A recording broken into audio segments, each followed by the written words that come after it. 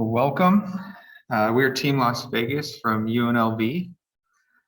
I'm the student team leader and I'm a graduate architecture student. My name is Ryan. With me today, I also have George Medina. He's also an architecture grad student and he's our architectural project lead.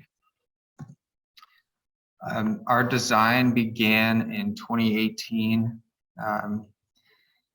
We've had about 50 people on the team at any given time. There's been a lot of people graduating and moving on to bigger and better things. But we've had all kinds of different majors on the team, everyone from film majors to mechanical engineers to computer science. Our home is called Mojave Bloom. It is designed for a military veteran with post-traumatic stress disorder or traumatic brain injury. We felt like this was an underserved part of our community, and we really wanted to tell the story about how architecture can be designed for specific people to help them thrive. One of the ways we've addressed this is by using something called the prospect and refuge theory. You'll see throughout the home, every window, the way the layout is open, the different features to modulate privacy, all responds to somebody with PTSD or traumatic brain injury to really create a place for healing.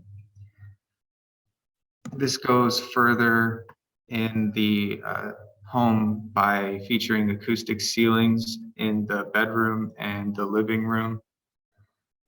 These acoustic ceilings not only prevent exterior noise infiltration, but also help the spaces less echoey.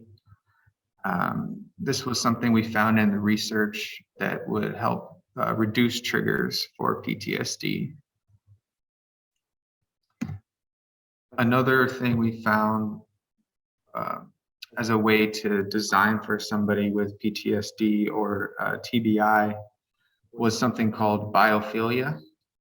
We've done a couple of different things in the home. One of those things is adding a living green wall.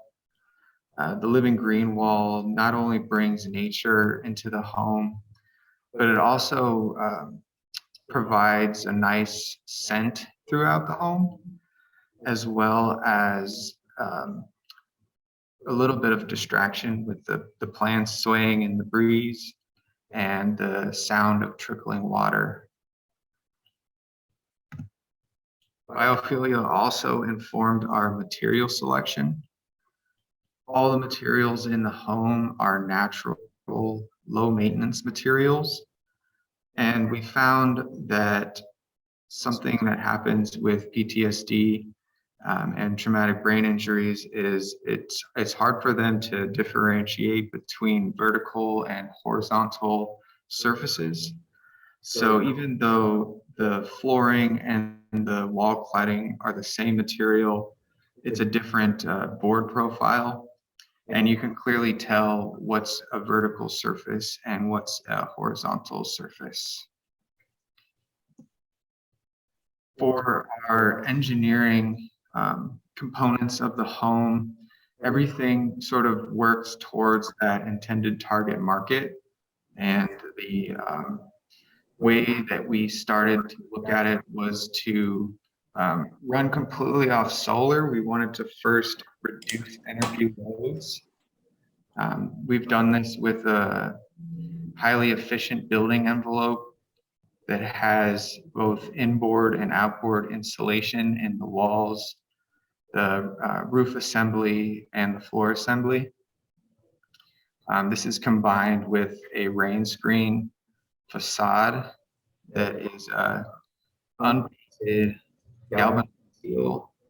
So it's another resilient feature where the wall never has to get painted and requires very little maintenance.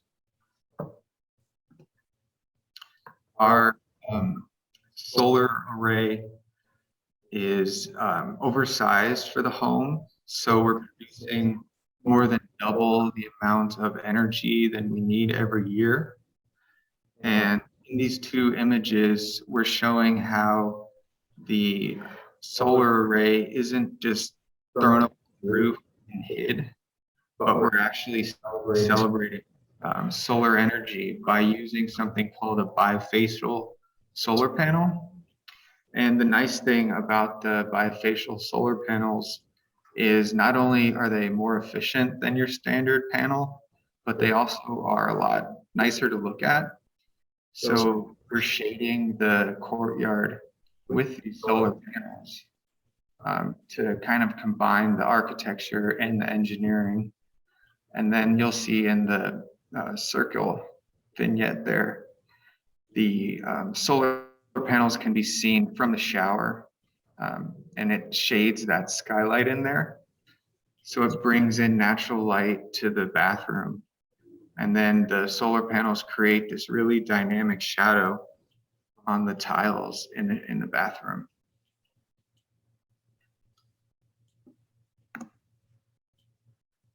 Because we have so much sun in Las Vegas, we decided that we should be using the sun for more than just generating electricity. So we're also using the sun to make hot water. Done that with an adjustable evacuated tube collector. It's adjustable because we can easily put it into the wall for transportation, but then it can be adjusted based on the season, or if the house ever moves somewhere else, it can be optimized for that location. This adjustable solar array is also being used to do radiant heating inside the home. We found that the radiant heating was ideal for our target market because it doesn't make any noise and it produces a much more even heat in the interior spaces.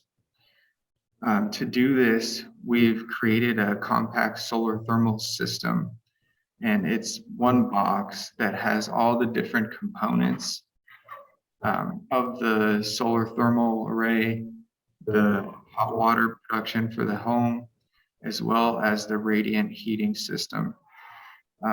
What this does is it makes it easy to install these three systems together and then troubleshoot any problems that you might be having versus putting everything in one by one.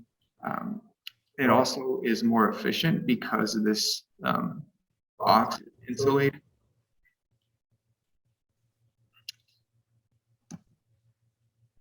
Another one of our innovative items in the home is a phase change material, fresh air plenum.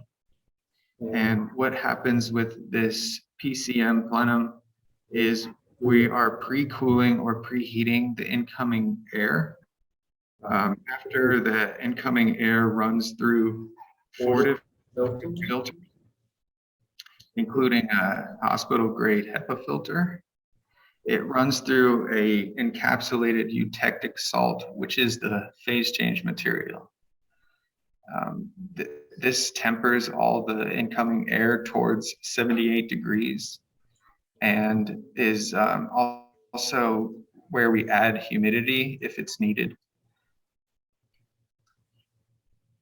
And the exhaust fans from the bathroom run the other way through the system, recharging that phase change material.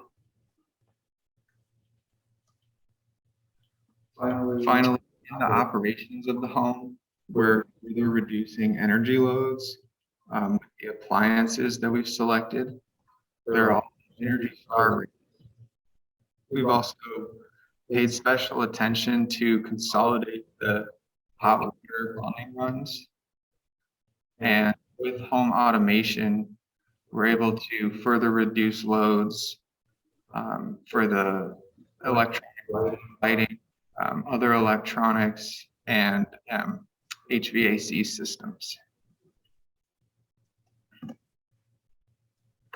And then I just wanted to thank everybody and open it up for questions.